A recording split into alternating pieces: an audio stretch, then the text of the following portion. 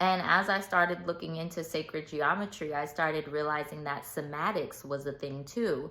And somatics, when you play certain sound frequencies, it literally shapes and shifts sacred geometry shapes by the sound in the sand.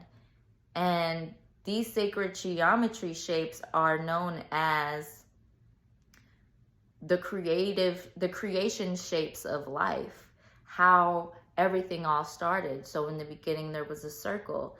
The circle gained consciousness, went to the edge of the circle, created two circles. Those two circles created the Vesica Pisces, which, if you look at the Vesica Pisces has that little portal crossing right in between those circles, which resembles the mouth, the eyes, and the vagina, which are portals to enter out of or exit out of to create life, right?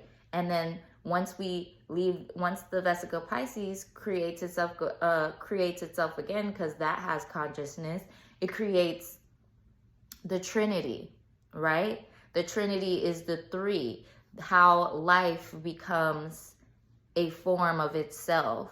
And then it goes into the tree of life, and then the seed of life, and then the flower of life, and so on and so on.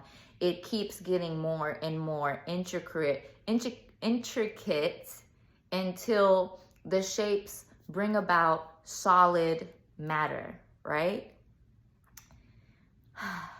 This is so fucking cool.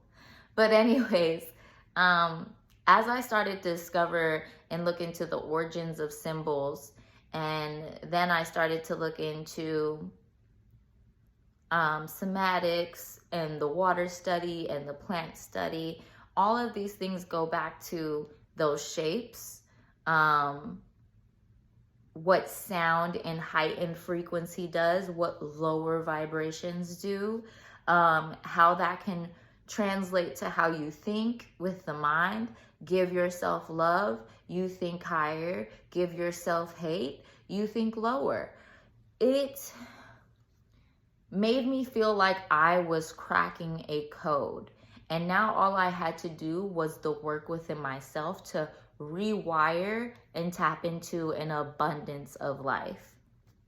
I know that sounds crazy because I'm probably skipping so many steps, but if you have any questions or want to know any details about any specific trips I've been on or what made me look into this and that,